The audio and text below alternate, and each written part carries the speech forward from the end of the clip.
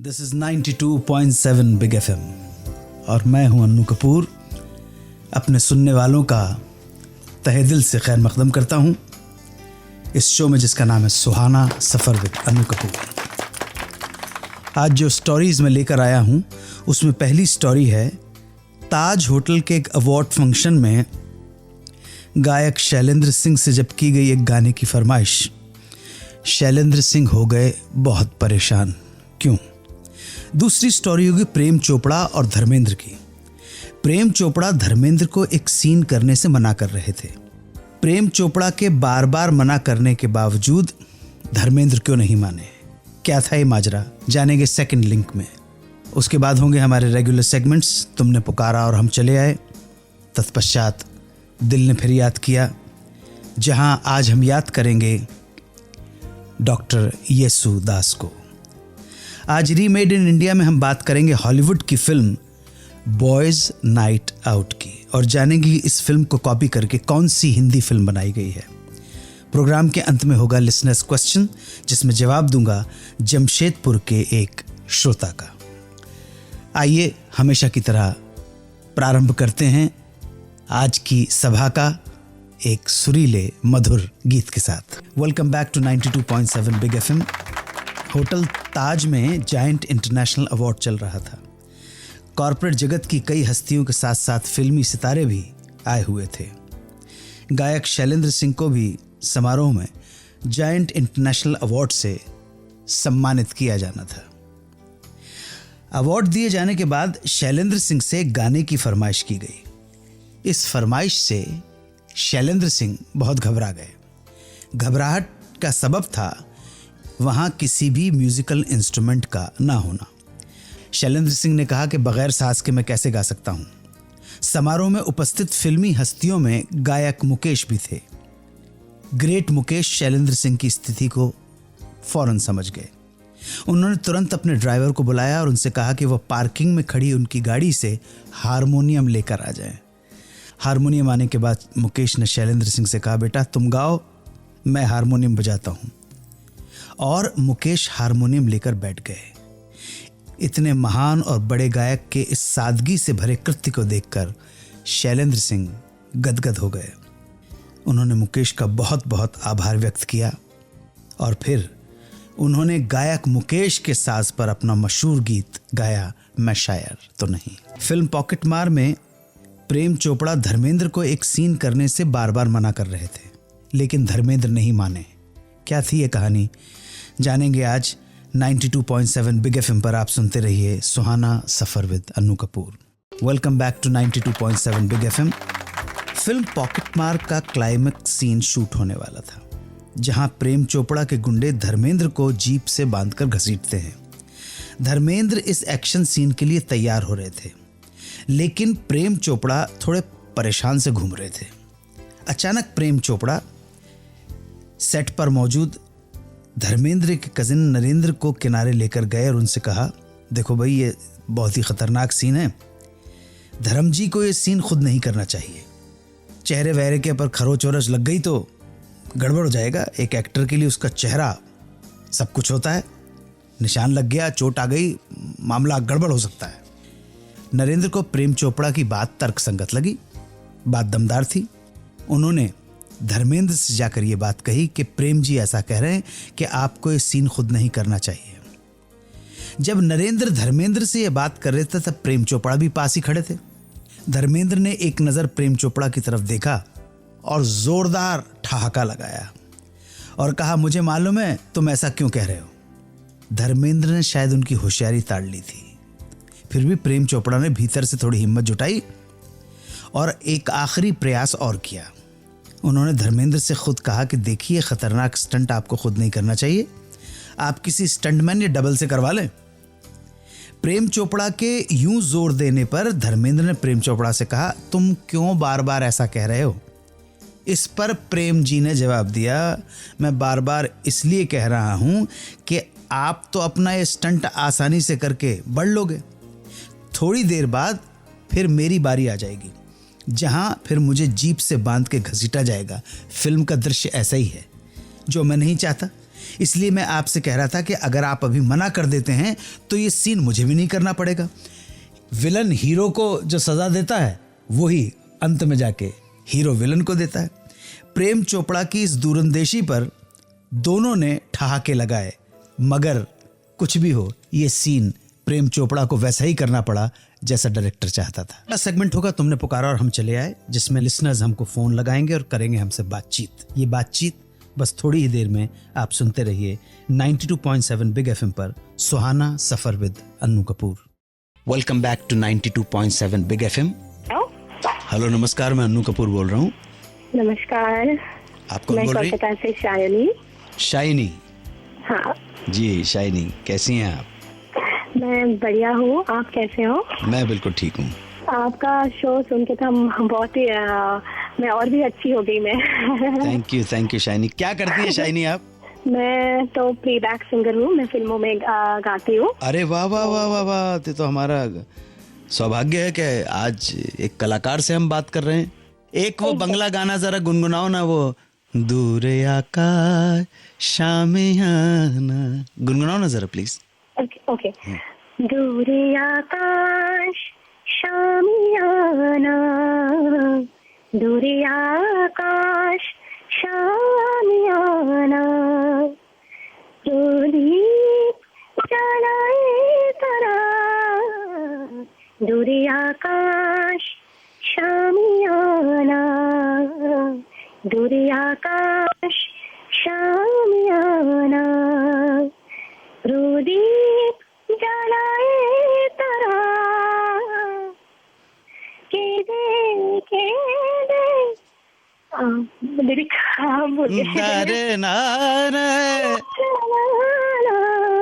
कोनो शारा, दूर आकाश शामियाना, दूर आकाश शामियाना,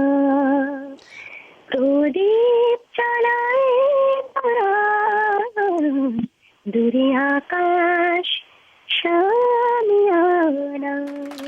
आपको मालूम है ना ये कंपोजिशन ओरिजिनली किसकी है? ये composition actually I am not sure. फिर भी गैस कीजिए, कंपोज किसने किया है बंगला गाना? ये आदि बर्मन लगता है मुझे। नहीं, इस बंगला गाने को कंपोज किया है हृदयनाथ मंगेशकर ने।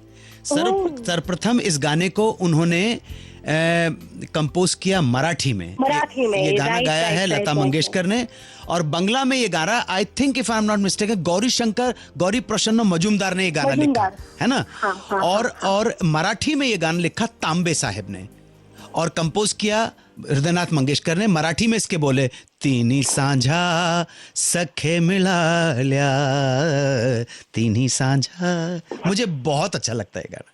तुम भी चलो हम भी चलें, चलती रहे जिंदगी। दिल ने फिर याद किया में आज हम याद करेंगे महान गायक डॉक्टर येसुदास को। आप सुनते रहिए 92.7 बिग एफएम पर सुहाना सफर विद अन्नू कपूर।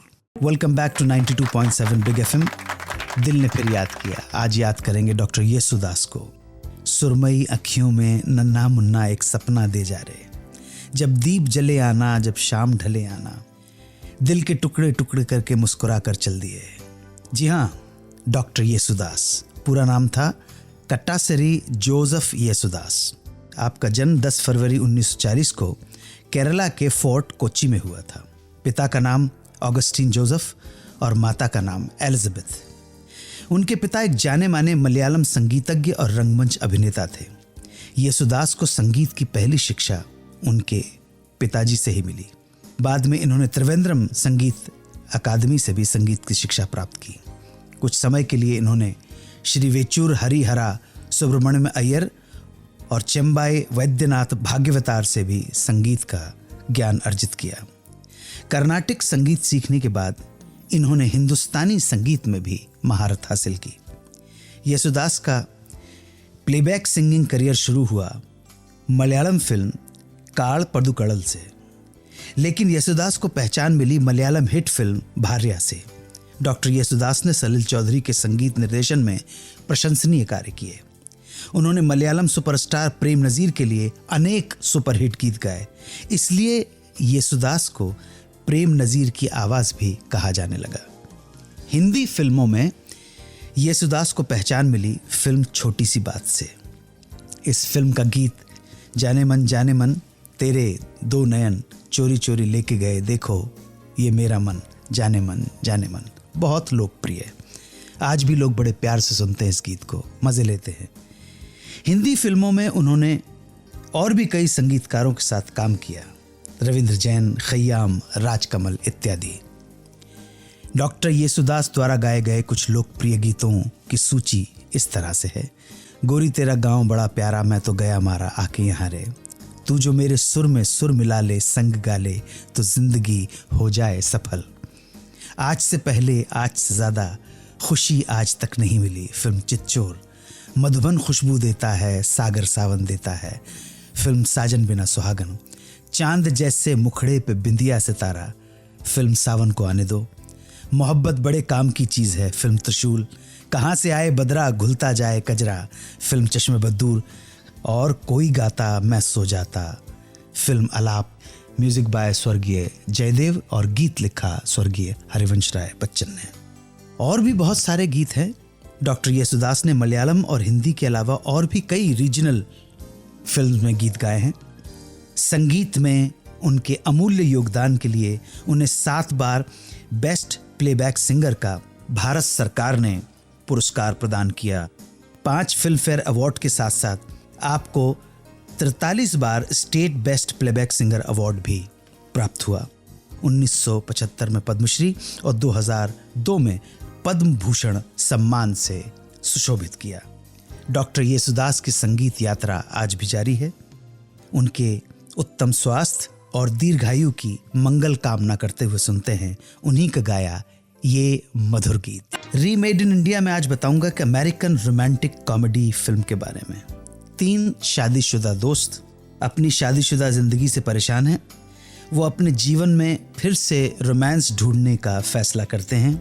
इनकी जिंदगी में अचानक एक लड़की आती है जिसके साथ तीनों अपने अपने प्यार की आजमाइश करते हैं।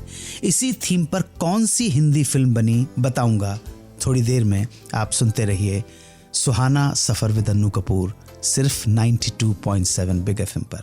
Welcome back to 92.7 big FM. Remade in India Hollywood film boys night out. फिल्म की कहानी कुछ इस प्रकार है कि जॉर्ज ड्रेटन, डुग जगलस, डू जैक्सन और हावर्ड मैक्लेनी 3 शादीशुदा अधेड़ उम्र के दोस्त हैं। ग्रीनविच से न्यूयॉर्क तीनों ऑफिस एक साथ ही ट्रेन में आते जाते हैं। इनका एक और दोस्त है, नाम है फ्रेड विलियम्स। एक दिन फ्रेड विलियम्स के बॉस को उनकी गर्लफ्रेंड के साथ देखकर इन तीनों के मन के भी अरमान जाग पड़ते हैं।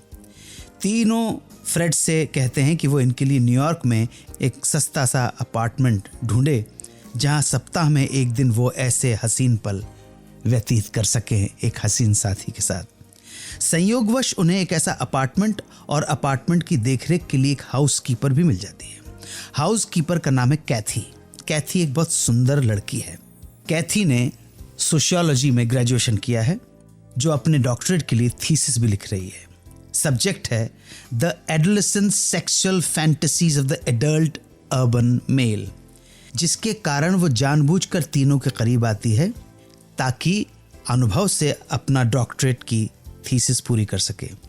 तीनों दोस्त बारी बारी से कैथी के साथ अपार्टमेंट में समय व्यतीत करते हैं, जबकि तीनों में से कोई भी कैथी के साथ अंतरंग पलों का आनंद नहीं उठा पाता है, लेकिन एक दूसरे पर प्रभाव जमाने के लिए बढ़ा चढ़ाकर अपने अनुभव एक दूसरे को बताते हैं, झूठ बोलते रहते हैं। इसी थीम पर इंडिया में भी फिल्म बनी। कॉन्सेप्ट यही लिया गया। तब 3 दोस्तों की भूमिका में थे अशोक कुमार, उत्पल दत्त और A.K. हंगल। कैथी और फ्रेड की भूमिका में थे रति अग्निहोत्री और मिथुन चक्रवर्ती। जाहिर के इंडियन फिल्म के हिसाब से उसमें और कुछ कैरेक्टर मसाले डाल दिए गए। इस फिल्म के निर्देशक थे बासु चटर्जी और फिल्म का नाम था शौकीन। 2014 में भी इसी थीम पर एक और फिल्म बनी, जहां 3 दोस्तों की भूमिका में थे अनुपम खेर, पीयूष मिश्रा और अन्नू कपूर। फिल्म का नाम था द शौकीन्स। लड़की का रोल निभाया था लीजा हेडन ने। लिसनर्स क्वेश्चन में जमशेदपुर से सुदेश महतो ने पूछा है कि हिंदी फिल्म इंडस्ट्री में हॉरर फिल्मों की शुरुआत कब हुई। जवाब दूंगा एक छोटे से ब्रेक के बाद। आप सुनते रहिए सुहाना सफर विद अन्नू कपूर, सिर्फ 92.7 बिग एफएम पर। Welcome back to 92.7 big FM. Jamshedpur से सुदेश महतो जानना चाहते हैं कि हिंदी फिल्म इंडस्ट्री में हॉरर फिल्मों की शुरुआत कब हुई। देखिए, हॉरर फिल्मों की अगर हम बात करें तो इस कैटेगरी में सबसे पहला नाम आता है 1949 की फिल्म महल का। मुख्य कलाकार थे अशोक कुमार और मधुबाला। फिर नाम आता है 1962 की फिल्म 20 साल बाद। 1965 में भी 2 और फिल्में आईं, गुमनाम और भूत बंगला। लेकिन अगर हम हॉरर को एक जॉनर के रूप में देखें तो इस कैटेगरी की सबसे पहली फिल्म होगी 1972 में आई फिल्म 2 गज जमीन के नीचे, जिसे बनाया था FU रामसे ने और निर्देशित किया था तुलसी रामसे ने। इसके बाद हॉरर फिल्मों का एक लंबा दौर शुरू होता है, जहां दरवाज़ा, गहराई, सन्नाटा, वीराना, तहखाना, पुरानी हवेली, शैतानी इलाका, पुराना मंदिर और जानी दुश्मन जैसी कई फिल्में बनी। 90 का दशक आते आते हॉरर फिल्में बननी कम हो गई। उम्मीद करता हूं कि आप हमारे इस उत्तर से संतुष्ट होंगे। अब समय हो गया है चलने का। चलते चलते इतना बताना चाहता हूं कि बहुत मान दिया, बहुत सम्मान दिया, बहुत प्यार दिया इस कार्यक्रम को। हमारी कोशिश रहती है कि नए नए सेगमेंट लेकर, नई नई कहानियों के साथ, रुचिकर दास्तानों के साथ, जिसमें बहुत स्टिमुलेटिंग जो कहानियां हैं वो लेकर आपके सामने हाजिर होते रहें। इस तरह के सेगमेंट्स लाएं। इसी कोशिश में हमने तुमने पुकारा और हम चले आए जैसे सेगमेंट, जहां हम बात करते हैं हमारे लिसनर्स से। इसके अलावा दिल ने फिर याद किया में हम याद करते हैं लोगों को। रीमेड इन इंडिया में हमने उन फिल्म्स की बात की जिनको कॉपी करके हिंदी में फिल्म बनाई गई। अब धीरे धीरे हम एक नया सेगमेंट इंट्रोड्यूस आपके सामने करने जा रहे हैं और उस सेगमेंट का नाम हमने रखा है सुहाना सफर विद अन्नू कपूर में रिश्ता पक्का है। हमारे देश में रिश्तों की बहुत अहमियत है। हो सकता है कुछ ऐसे रिश्ते हों जिनको आप कोई पर्टिकुलर संबोधन या नाम नहीं दे पाए, परंतु रिश्ता तो रिश्ता होता है। अंग्रेजी में मामी भी आंटी हैं, चाची भी आंटी हैं, बुआ भी आंटी हैं, मौसी भी आंटी हैं, लेकिन हम सब बहुत अच्छी तरह से जानते हैं कि जब हम जैसे ही कहते हैं मौसी, तो मौसी का मतलब है हमारी माताजी की बहन। हम जी कहते हैं बुआ, बुआ का मतलब है पिताजी की बहन। क्लियर डिफाइंड है। इन चीज़ों को मद्देनजर रखते हुए हम अगले हफ्ते से एक नया सेगमेंट शुरू कर रहे हैं, रिश्ता पक्का है। 2 लोगों के बीच रिश्ता बताएंगे। ये दोनों लोग ही फिल्म इंडस्ट्री से जुड़े हुए हैं और किस तरह से जुड़े हुए हैं शायद इस सेगमेंट को सुनकर अचंभा होगा आपको। पूरी कोशिश करेंगे कि उतना ही मनोरंजन आपका कर सकें जितना मनोरंजन हमने गुजरे हुए सालों में किया है। तो ध्यान रखिएगा, सुहाना सफर विद अन्नू कपूर में रिश्ता पक्का है अगले हफ्ते से। चलता हूं, मेरे प्रणाम स्वीकार करें। जय हिंद, वंदे मातरम।